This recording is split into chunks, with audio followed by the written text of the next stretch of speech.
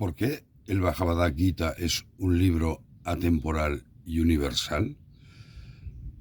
Se habla mucho y prácticamente todos los expertos coinciden en que una de las características del Bhagavad Gita es su carácter universal y atemporal, y además es armonizador de diferentes caminos espirituales. Soy Pedro Noney, experto y traductor del Bhagavad Gita. Si te gusta este vídeo, compártelo o distribúyelo. Bueno, si te fijas, el Bhagavad Gita, aquí tenéis un ejemplo de mi libro, empieza en una batalla civil entre dos clanes, los Kauravas y los Pandavas.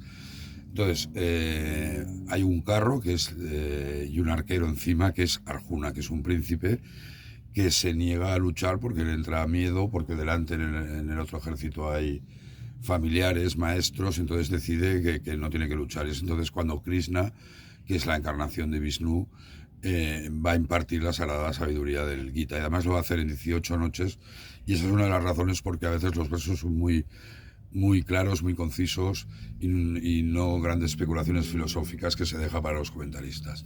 Pero dicho esto, el Gita no se...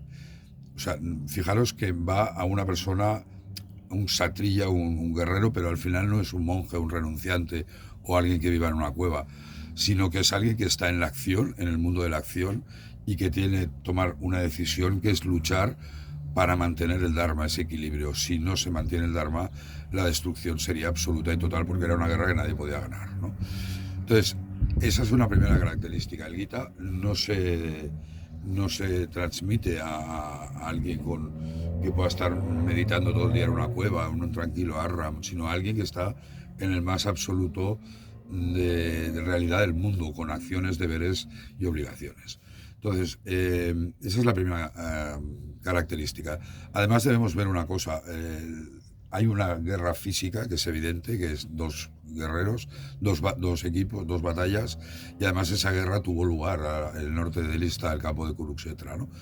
Pero si te fijas, la guerra que tiene Arjuna, más que exterior y sobre todo es interior, y es la eterna guerra interior del hombre entre qué tiene que hacer, cuál es el camino correcto, la diferencia entre el bien y el mal, cómo actuar, etcétera. Y esas dudas las puedo tener Arjuna, o las podemos tener nosotros ahora, o las puede tener un señor de Somalia o un señor de Buenos Aires en Argentina. Y por eso es atemporal y universal, no va de nacionalidades, no va de credos, no va de fronteras. El Gita se explica a través de Arjuna para toda la humanidad, para todos y cada uno de nosotros, y por eso tiene ese carácter universal y atemporal. Como ejemplo, al final del Bhagavad Gita, no os lo voy a contar, pero evidentemente Arjuna toma la decisión correcta, inspirada por la sabiduría de Krishna. En la versión que yo traduje del Gita, que es el Gita de acuerdo a Gandhi, podemos ver, y es una de las razones principales por que traduje yo esta versión y no otra, es porque es una aplicación práctica y directa de esa atemporalidad y universalidad del Gita. Gandhi tradujo esta versión cuando estuvo en la cárcel antes de la independencia, y él mismo lo decía, esta versión va dirigida a los shudras, a los servidores, a las mujeres, a los descastados, perdón, a todos aquellos que no tenían acceso al conocimiento del Gita, ¿no? Y además él plantea que era un hombre de acción. Él era abogado, estuvo viviendo 20 años en Sudáfrica, donde ensayó sus movimientos ya de no violencia, estuvo muy influido por Henry David Thoreau, el concepto de resistencia, de la lucha, de la resistencia a la lucha civil, y además tuvo relaciones con Tolstoy y tal, pero al final él mismo lo decía, que la base de la independencia pacífica de la India, que es el movimiento no violento más grande de la historia de la humanidad, lo hizo en base a lo que él había aprendido de este pequeño libro que es el Bhagavad Gita. Y eso ocurrió en India.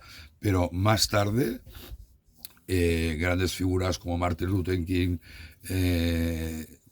Nelson Mandela en Sudáfrica o James Akwal de Ghana, pues se basaron en estas enseñanzas explicadas por Gandhi en el libro del Gita para realizar independencias no violentas de sus países. Y ese es el gran aporte del Gita. Es decir, es universal, vale para todos los tiempos y lugares y por supuesto atemporal. Decía en la introducción que además es un camino integrador de diferentes religiones. El Gita, y a mí eso es una de las cosas que me enamoró, acepta como válidos todos los caminos espirituales. Y así lo dice Krishna en un verso que dice: cualquier camino que siga el hombre, si es con fe y devoción, yo afirmo ese camino. Es decir, el Gita, que al final es una guerra interior dentro de cada hombre, y el interior del hombre no ha cambiado en los últimos 150.000 años desde que somos Homo sapiens. Muchas gracias, Om Namaste.